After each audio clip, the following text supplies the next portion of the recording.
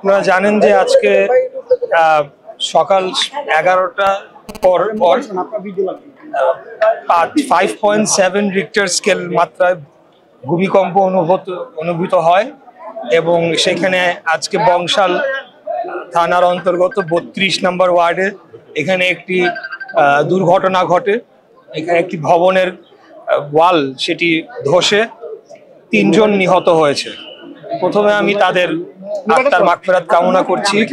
দ্বিতীয় যেটা আমরা বলতে চাই যে আমাদের এই পুরানো ঢাকার যে ভবনগুলো রয়েছে এই বিষয়ে কিন্তু দীর্ঘদিন যাবৎ এই এলাকার যারা জনপ্রতিনিধিরা রয়েছেন বা আমরা যারা বসবাস করি আমরা দীর্ঘদিন যাবৎ বলে আসছি যে এখানে অত্যন্ত ঝুঁকিপূর্ণ অবস্থায় কিন্তু আমরা বসবাস করছি এবং ইতিপূর্বে আপনি দেখেছেন যে এখানে অগ্নিকাণ্ড সময়ও কি ধরনের ব্যাপক ক্ষয়ক্ষতির সম্মুখীন জনগণ হয়েছে এবং এটা তো একটা প্রাকৃতিক দুর্যোগ।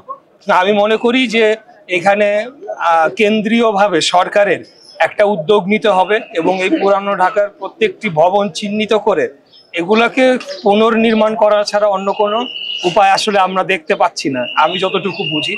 কারণ এখানে বেশিরভাগ ভবন দেখবেন যে একদম মানে পাশাপাশি একদম ওয়াল একটার সাথে লাগানো রয়েছে এবং এই মাত্রায় ভূমিকম্প হলে এটা আরো ভয়াবহ হতে পারে।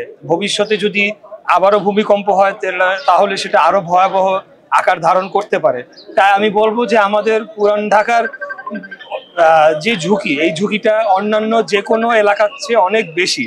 তাই এখানে আগামী দিনে যেই সরকারি নির্বাচিত সরকার আসবে তাদেরকে এখানে অবশ্যই মনোযোগ দিতে হবে এবং আমরাও সেটার জন্য আমাদের জায়গা থেকে আমরা কাজ করে যাব যাতে এখানে মানে পুরা এলাকাটাকেই আপনার পুনর্নির্মাণের যদি প্রয়োজন হয় সেটা সরকারকে উদ্যোগ নিতে হবে এবং সেখানে কোনো ধরনের আইনি জটিলতা বা বিভিন্ন জটিলতার কারণে অতীতে দেখা গিয়েছে কাজগুলো সম্পন্ন করা সম্ভব হয় নাই, কিন্তু এখন আসলে মানুষের জীবনের থেকে তো অন্য কিছু মূল্যবান হতে পারে না, সয় সম্পত্তি মূল্যবান হতে পারে না। তাই এখানকার যারা ভবন মালিক রয়েছে তাদেরকেও সহযোগিতার হাত বাড়ানোর আমরা আহ্বান জানাবো এবং সরকারকেও এগিয়ে আসতে হবে এবং একটি জায়গায় এসে আমাদের শহরকে নিরাপদ করে গড়ে তোলার জন্য আমাদেরকে কাজ করতে হবে, এটাই আমি বলতে চাই। যে 3 জন মারা গিয়েছে এর মধ্যে একজন শিশুও রয়েছেন বলে আমরা জানতে পেরেছি এবং আমরা ঠিক যেই জায়গাটায় নিহত হয়েছেন আপনারা দেখতে পাচ্ছেন ঠিক সেই জায়গাটায় কিন্তু আমরা দাঁড়িয়ে রয়েছি এবং আমাদের এখানে আমার সাথে সাবেক